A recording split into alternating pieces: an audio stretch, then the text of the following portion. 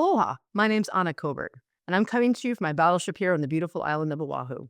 This week on the Covert Code, the topic is direct mail and gifting strategies. And I'm thrilled to introduce Kris Rudeegraap, co-CEO of Sendoso.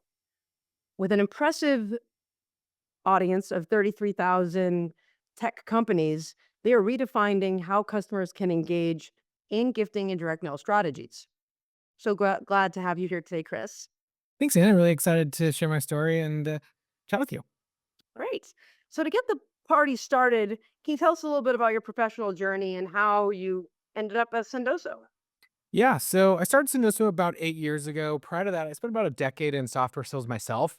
So I really saw the evolution of what I call outbound prospecting, which was close to my heart and why I got started with Sendoso. And about a decade ago, you'd send 100 emails and get like 95 replies. It felt like digital and email was just so easy. But I think it started to become too obvious that sending emails to book meetings was really something that couldn't only be done. You had to diversify and try other tactics to book meetings. And so at the time, I started sending out gift cards as a thank you for coming onto a meeting and building rapport with prospects through the sales funnel. Or I'd hear a dog bark and I'd send out some dog toys, and it all worked really well. It was just a nightmare trying to pack boxes and go to FedEx and click on tracking links. So I tried to come up with an idea to automate it all, and was really looking around for different ways to do so. And there really wasn't anything out there, and that led me to starting Sudoso. Wow, that's really cool. So you've transformed a little B2B marketing with your, innovative approach to gifting. What was your inspiration to start? Was it just that, basically you made it for yourself? Yeah, I mean, ultimately, I tried to solve the problem for myself at first, which I said, "Hey, I know there's a problem. I'm facing this problem." I'd asked a few friends in sales if they had this problem, and they said, "Yes, this sounded interesting."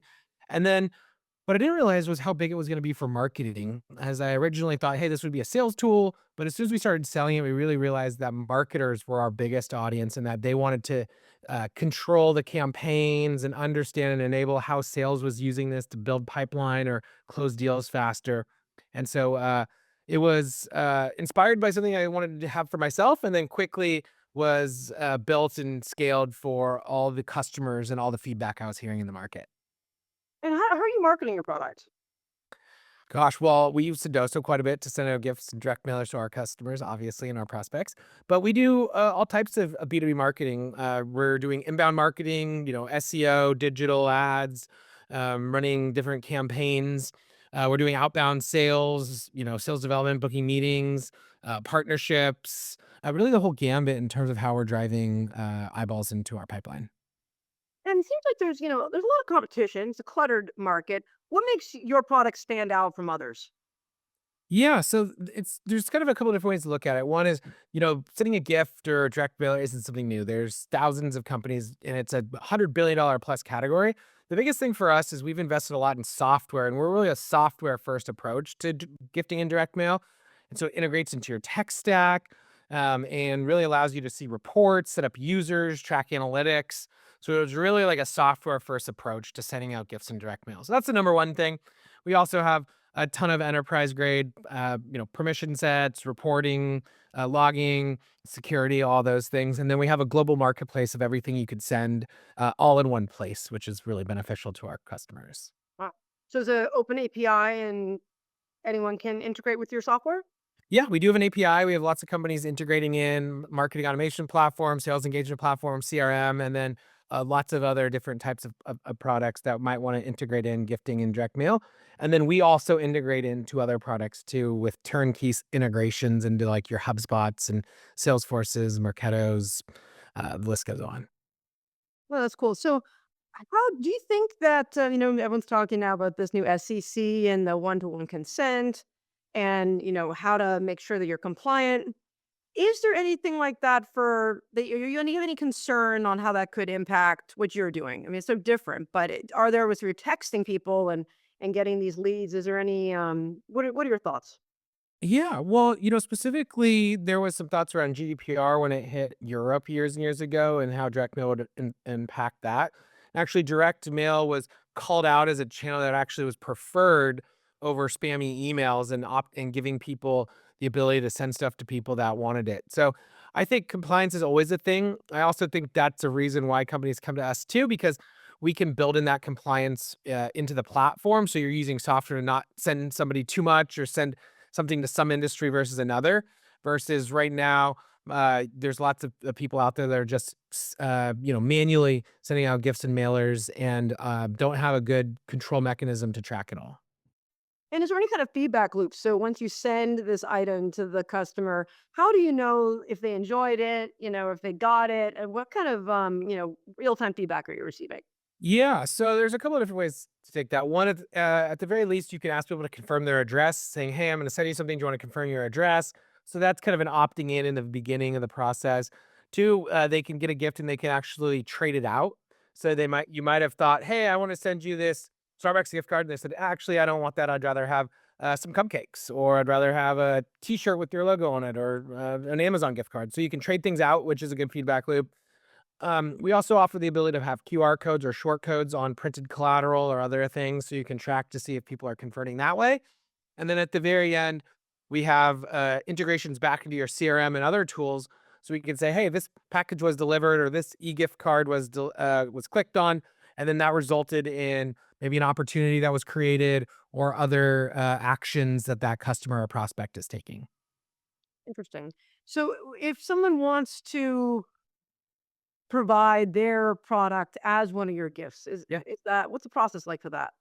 Yeah, well, so we have a marketplace partnerships team, and we are always looking for really cool new products, especially localized different regions. So we have global warehouses where we'll store and ship things, but we also do a lot of drop shipping, and this is particularly important for different small businesses or other firms that have really cool products that they want to offer that they can ship themselves, especially regionally. Like if you're wanting to have a global platform, but you want to send you know chocolates in Belgium and cupcakes in San Francisco and macaroons in Paris, we're gonna need to put together a lot of really specialty partners for that, and so we love that, and would welcome people that have interesting products that to add to our marketplace. Well, that's really cool. So what is it? What kind of pricing models do you have for, is it low barrier to entry? Is it for large corporations? Now you mentioned, Across the board. Yeah. So we have starter plans that can get you in. We have companies that just have a handful of employees using it, and the starter plan is just a small monthly fee. And then we have larger corporations that want all the robust bells and whistles of the enterprise functionality that are paying a larger annual fee.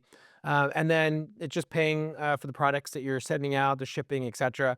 We also have kind of like a Costco like model in terms of our cost of goods because we're sending out hundreds and millions of dollars worth of goods and products. We're able to have better prices and pass those along to our customers. So oftentimes companies can do better priced mailers or sending out better priced gifts than they could through anywhere else because of us. and do you do like variable printing on your direct mail? For sure. Yeah, variable printing, variable handwritten printing, and a lot of print on demand. You can do swag print on demand if you wanted to put your logo on like a hat or a water bottle. You could do just one off print on demand for swag or print on demand for printed collateral too. I love that. I just recently for my book, I added a cart, a shopping cart, like using Printify. It's like a print on demand with Yeah. Shopify, and it was so fun. I just Yeah. uploaded my logos and put them on there, so I could see that being very Exactly. Yeah, we have something very much like that, but built in for more of the a B2B type of user, having some controls on your brand and what you want your logo to be and different things that you can do to order on demand. What about employee perks? Is there anyone who's using these for incentives? Yeah, actually, it's a good thing. We originally got started really focusing on sales, revenue, marketing teams, but really saw a lot of those same marketers were helping control internal swag closets or internal employee gifting programs, and so we see that as being another great use case of our platform, especially in this remote world we live in, where it's harder than ever to just drop something on someone's desk. You really have to be thoughtful in making sure that when you're sending something out, you're including everybody around the globe, and because of that, it makes it even harder with customs and different things. Like if you're thinking you could just send out, 1,000 items to all your employees from your garage, you might want to think twice because there's lots of other things you got to think about. Yeah, I've experienced that personally because Yeah. my agency, we have about 20 contractors, but everyone's remote. I a whole team in Asia, and it often when it comes to the holidays, it's hard that they don't have Amazon necessarily, Exactly. Yeah. right? And so I've experienced that personally. Yeah, and so we can localize gifts per different region so that everyone can have, the ability to pick what they want because as you said, different areas don't have the same type of retailers or the same type of offerings. It's really exciting. Do you in terms of like data, are you, well, the topic of on everyone's tongue is AI. How are you using AI? How do you think that that's going to change the industry? Yeah, 100%. So, I think the first like 5, 6 years, we were really focused on that like infrastructure layer, building out our global fulfillment, our inventory management, our marketplace, all those tech stack integrations we talked about. The last few years, we've been double downing on all the data and AI. So the beauty is because we've had hundreds and hundreds of millions spent on our platform, we have all the data from that. And so that goes into this data and AI platform that we built that really helps our customers pick out what's the best thing to send to the right person at the right time with the right message and the right delivery channel. And so we have a really cool smart send feature that allows me to plug in Chris's name or email and it'll say Chris likes golf, Chris likes plants, Chris has a dog. So it takes these really personalized gift recommendations. We also have this smart messaging feature that will use similar to like the chat GPT type of interface to like write the message out that is you can draft for like what's the right message that will get this person's attention.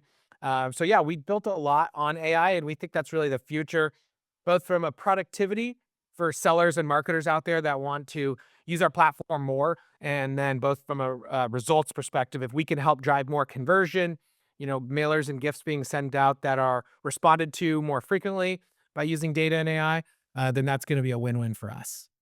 So speaking of like the feedback loop, which I Yeah. think all businesses are always interested in. Well, if I invest in your platform, I'm investing in sending these gifts.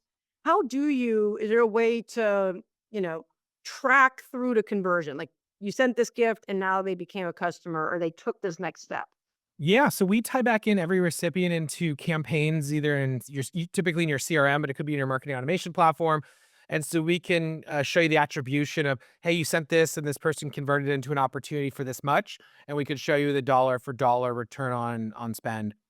So that's one way of doing it. We also have the ability to track back based on short URL clicks or QR code scans, and so those also help in terms of completing the feedback loop too. And what are your thoughts? I mean, you have so much data. What is like an app? I know there's lots of different types of companies, and it's going to be kind of hard to really say. But in your experience, when people do implement these types of gifting strategies, what is the conversion or ROI? Gosh, it's all across the board. I mean, we've seen some case studies where a customer will, for Verkada, for example, for every dollar they spend, they generate $4 in ROI, and this is off of Yeti mugs that they ran this program. We saw Gong generate almost 40 million in pipeline from sending pinatas, and that was a very low cost effective program. Even Thought Leadership Books, the CEO of Gainsight sends out this customer success economy book, generated 6 million in pipeline over a short campaign from just sending out the books to prospective buyers. So I think the ROI differs based on what you're trying to accomplish. Obviously, it's easier for us to quantify the ROI when it's very top of funnel booking meetings, but we see companies come in and use our platform for, new customer welcome gifts, holiday gifting. They look at it for other parts of the sales funnel, like accelerating sales through the funnel, maybe even getting demo show rates or webinar show rates. So it really depends what you're looking for in terms of the ROI. And then on top of all that, there's really the opportunity cost of doing more gifting and direct mail, which if you try to do this in-house on your own, it's much harder to scale out or maybe more expensive than if you use like an outsourced provider like us. Well, I think so. I mean, the whole idea of reciprocity, when get something, they're more, we just know it's human nature. They're more likely to feel like they need to respond in some way. Exactly. There's just psychological like benefits built into sending out gifts to people.